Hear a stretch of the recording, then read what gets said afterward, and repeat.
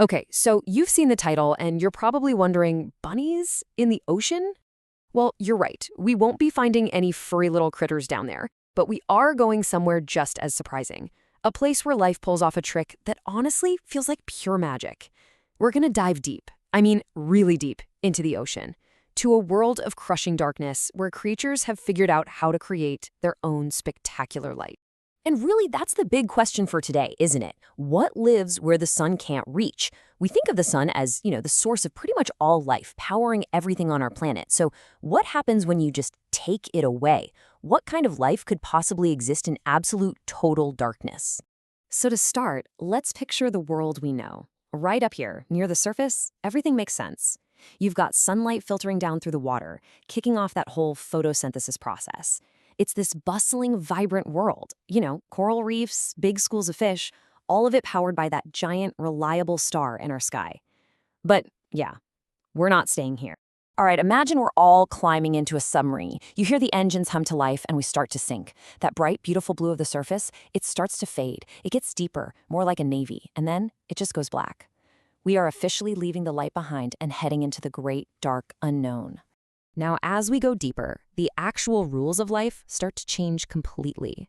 Up top, in that sunlit zone, everything, and I mean everything, runs on photosynthesis. But down here, in the twilight zone, that lifeline to the sun is cut. It's just too faint. Photosynthesis is literally impossible. So life needs a whole new source of energy, a totally new way to exist. And we just keep going deeper and deeper, past the last little bits of twilight and into what's called the midnight zone. Any hint of blue is long gone. Outside the window, there's nothing, just a profound, absolute blackness. We're now so deep that not a single photon of sunlight can make it down to us. This is it, complete and utter darkness. So you're just waiting in the dark. Your eyes try to adjust, but there's nothing to adjust to. And then you see it, a tiny flicker, and then another one over there. And slowly, the black water outside the sub begins to fill with, well, the only way to describe it is a ghostly glow. It's definitely not sunlight. This is something else entirely.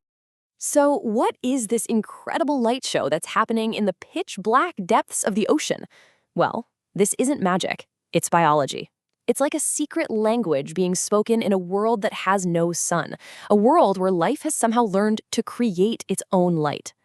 The fancy scientific name for this whole thing is bioluminescence. Let's just break that down. You've got bio, which means life, and luminescence, which means light. It is quite literally living light. These creatures of the deep aren't just reflecting light from somewhere else. They are the source. They are the stars in their own private midnight sky.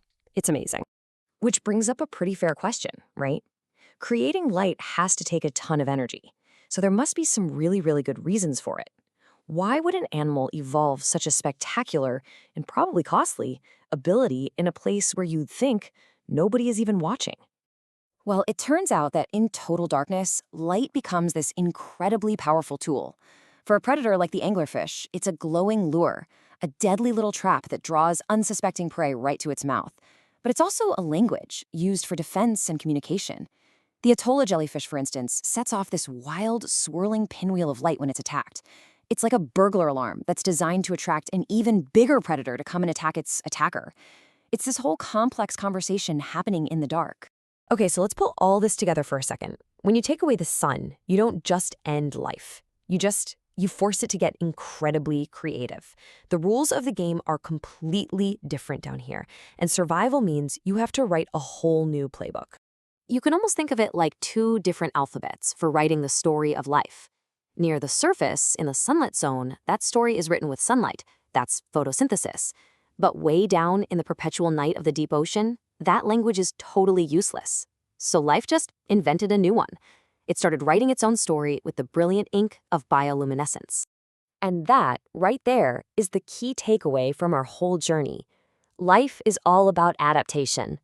In what is maybe the most extreme, seemingly impossible environment on Earth, one with crushing pressure, absolute cold, and total darkness, life didn't just find a way to survive. It learned to produce its own brilliance. And that kind of leaves us with one last thought. We've just explored one impossible solution that life managed to figure out. It really makes you wonder, doesn't it?